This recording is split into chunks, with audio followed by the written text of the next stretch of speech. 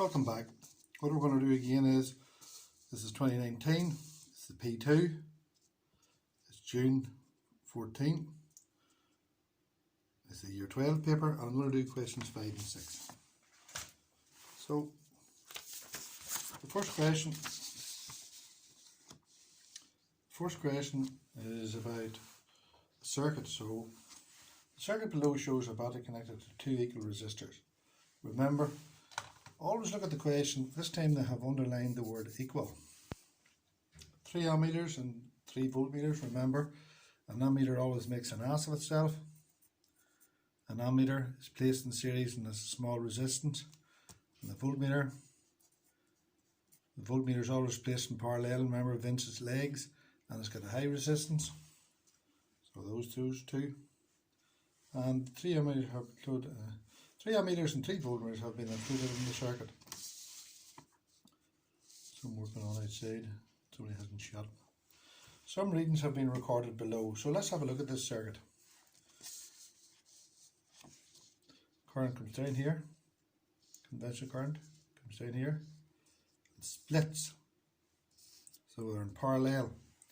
So parallel means they have the same voltage and the current splits. They have the same voltage. Current comes down here and it splits, so they're in parallel. These voltmeters must be the same. So, and they are identical resistors. Remember, it says up here. So therefore they must have the same amount of current in both. So that's the spade work done. Use your knowledge of current and voltages in the circuits to complete the missing ammeter and voltmeter readings. Now, ammeter 2 is reading 1 volt. Now be careful, there's ammeter 1 there, you see that? Slippy examiner. Ammeter 3 will also be 1 volt, oh, sorry, 1 amp, what a wally. And there, look, the current comes out of that one and out of that one, so the current in that will be 2 amps, 2 amperes. They're in parallel, they all have the same voltage. So that's that question done. Actually fairly straightforward and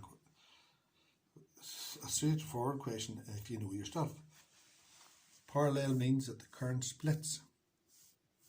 See the way the current splits there? And again, I'm talking about conventional current there. So let's go to part B, 5 part B.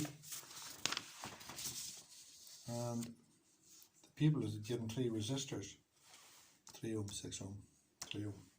Using some or all of the resistors, draw arrangement, so you have to draw it to provide the total resistance for each box. So remember, in series you simply add them. So series, we'll just do it up here. Series R total is equal to R1 plus R2. But parallel,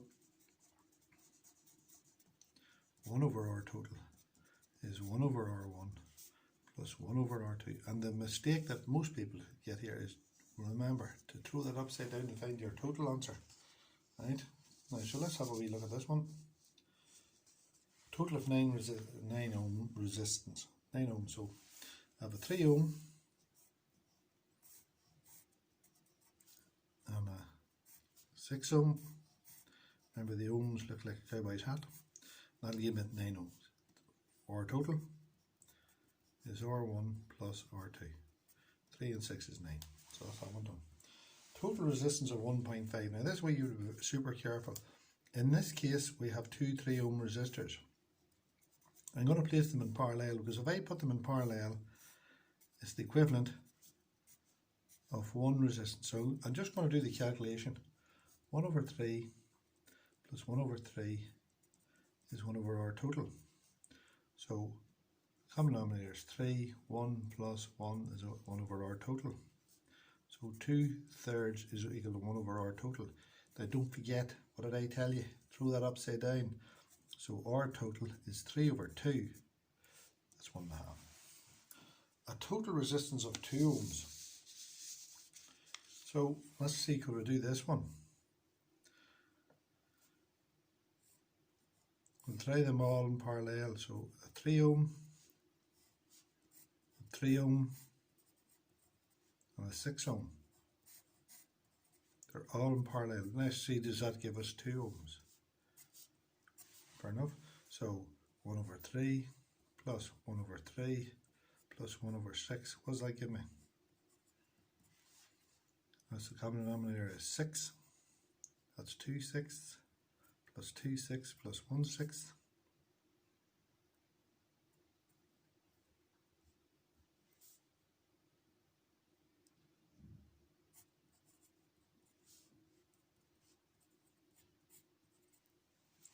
That's not going to give me the right answer.